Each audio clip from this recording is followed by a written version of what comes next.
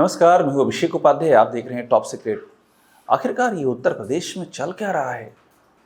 योगी आदित्यनाथ एक के बाद एक जो फैसले ले रहे हैं, आखिर उन फैसलों का आधार क्या है?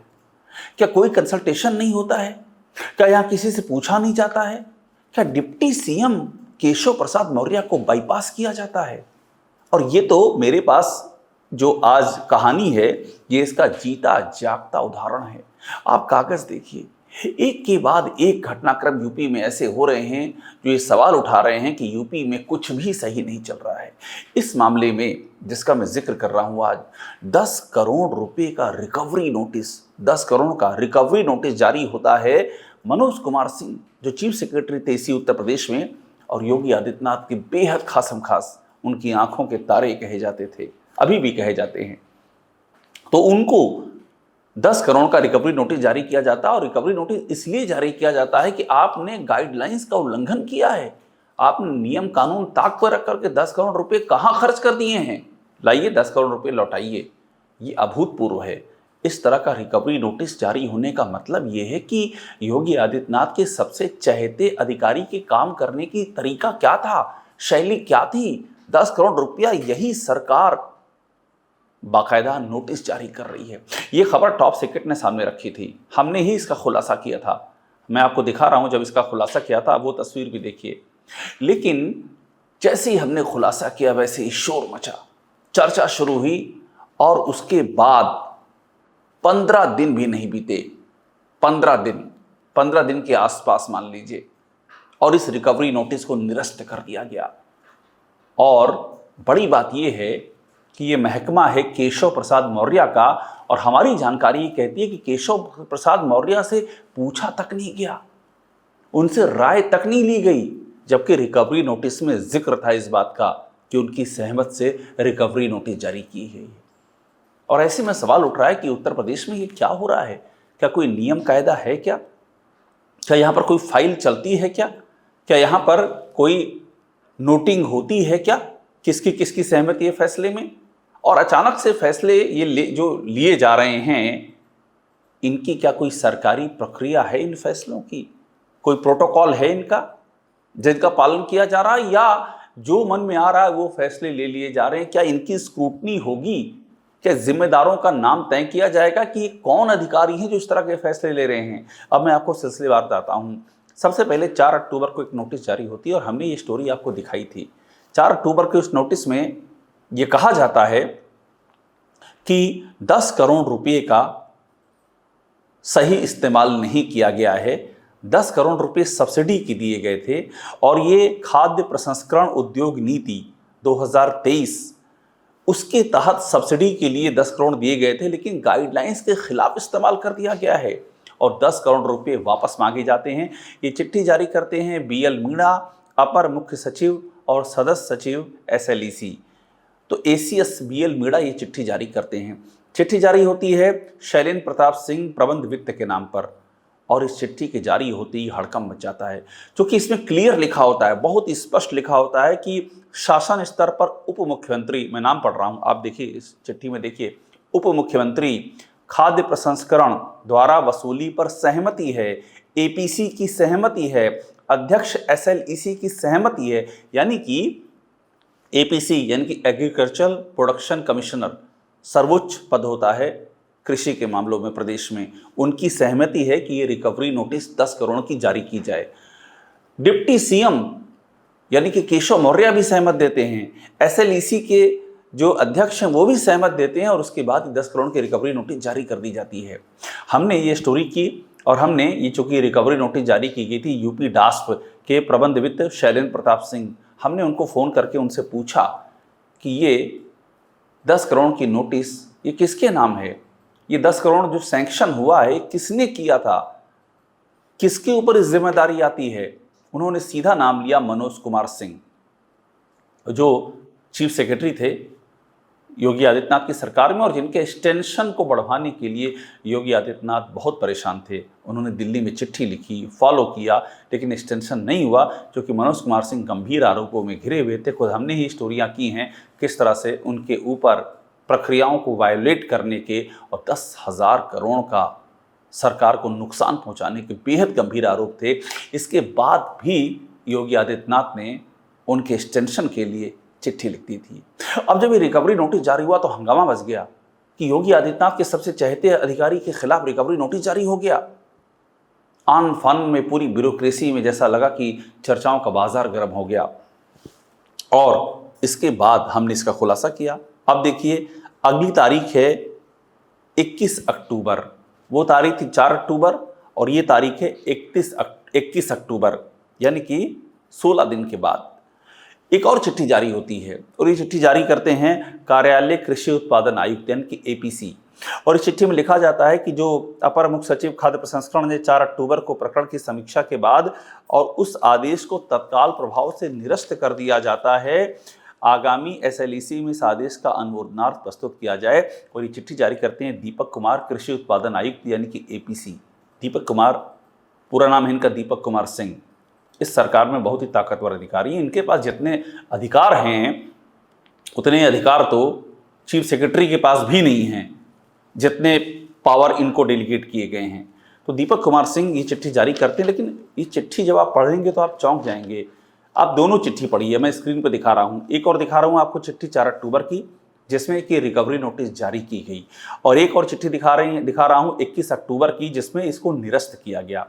जब ये नोटिस जारी की गई तो उसमें साफ लिखा था कि इसमें APC की सहमति ली गई। अब सोचिए, एग्रीकल्चर प्रोडक्शन कमिश्नर जो कि खुद दीपक कुमार सिंह हैं, 4 अक्टूबर की चिट्ठी में लिखा जाता है उनकी सहमति ली गई, और वही दीपक कुमार सिंह 21 अक्टूबर को निरस्त कर देते हैं। यानी कि 4 अक्टूबर को आप सहमत थे कि नोटिस जारी करनी चाहिए और 21 अक्टूबर को आपका हृदय परिवर्तन हो गया कि निरस्त कर देना चाहिए। और देखिए, 4 अक्टूबर को जब ये नोटिस जारी की गई, उस समय आदेश जारी हुआ, उसमें लिखा था कि उप मुख्यमंत्री खाद्य प्रसंस्करण जो कि केशव मौर्य हैं, उनकी सहमति ली गई। लेकिन जब निरस्त किया गया तो उनकी सहमति का कोई जिक्र नहीं था। अब आप हैरान हो जाएंगे, कह रहे भाई आप रिकवरी नोटिस जारी कर रहे हैं, सहमत ले रहे हैं, तो निरस्त करते समय इस बात का जिक्र क्यों नहीं है कि सहमत ली गई या नहीं ली गई? मैं अपनी जानकारी से बता रहा हूँ, सहमत नहीं ली गई।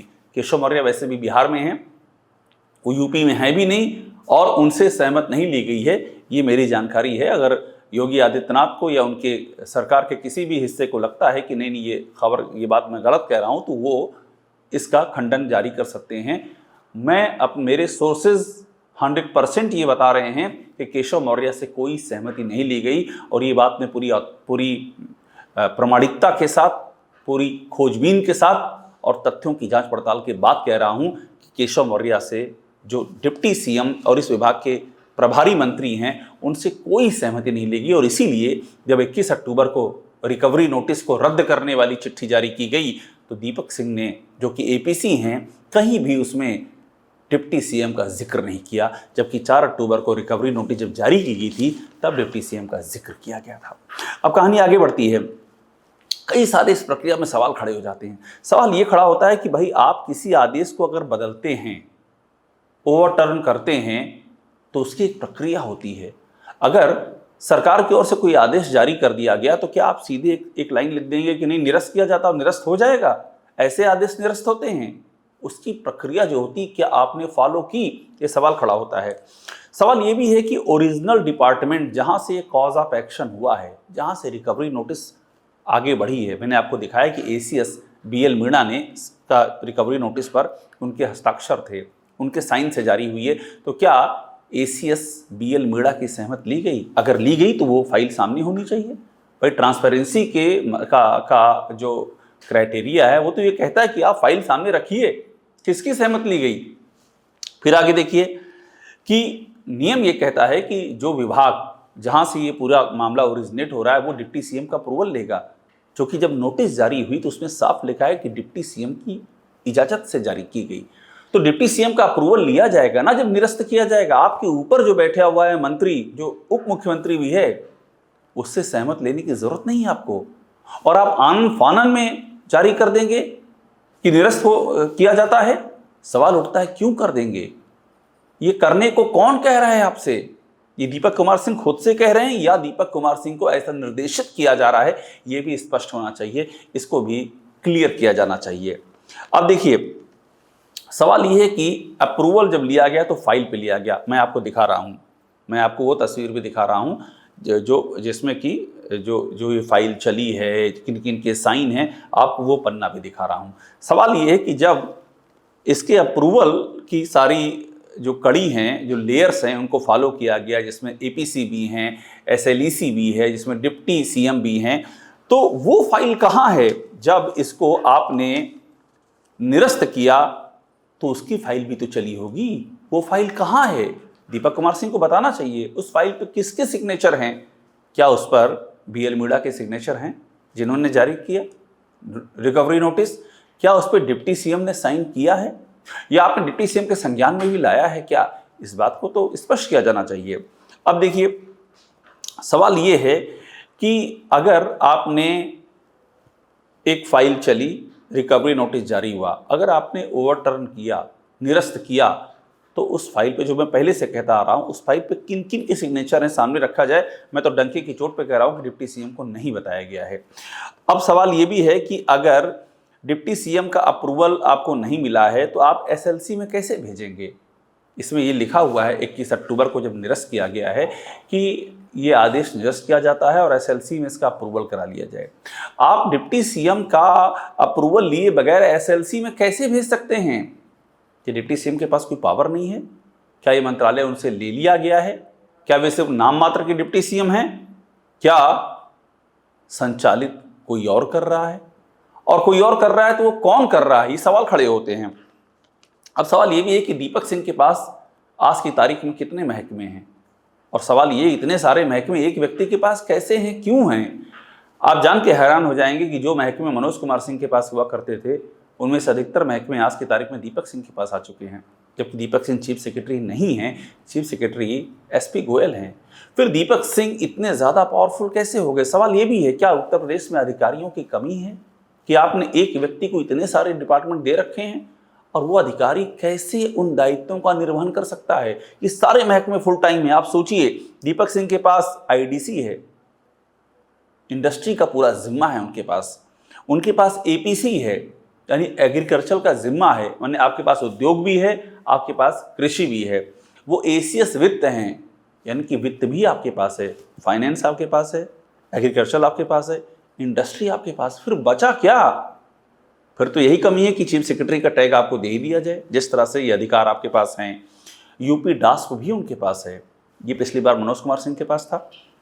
और ये सब महकमे जो हैं, यूपी डा हो गए, आईडीसी हो गए, यूपी डास्प हो गए, ये सब दिए गए थे क्या नाम है एसपी गोयल को, जब वो चीफ सेक्रेटरी बने थे, लेकिन फिर ये सब उनसे ले लिए गए और लेकर के दीपक सिंह को दे दिए गए। सवाल उठता है कि क्यों एक व्यक्ति को इतने सारे महकमे देने के पीछे का प्रयोजन क्या? और जो व्यक्ति एपीसी भी है, दीपक सिंह मतलब एग्रीकल्चर के भी हेड हैं, फुल टाइम जॉब है एपीसी, इसके पहले मोनिका गर्ग भी रही हैं। आप सोचिए एक व्यक्ति के पास कितनी जिम्मेदारियां होती हैं, ये कैसे मुमकिन है? सवाल उठता है कि जो व्यक्ति एपीसी, वो पूरी एपीसी की जिम्मेदारी निभा ले, जो कि बहुत ही महत्वपूर्ण पोस्ट होती है, वही व्यक्ति आईडीसी की भी जिम्मेदारी निभा ले, वही व्यक्ति यूपीडा भी देख ले, वही व्यक्ति यूपी डास भी देख ले, और वही व्यक्ति एसीएस वित्त भी संभाल ले, और भी महकमे हैं, मैं तो इतना पढ़ रहा हूँ, ये कैसे हो सकता है? सवाल ये उठ रहा है कि आखिरकार यूपी की ब्यूरोक्रेसी में ये क्या हो रहा है?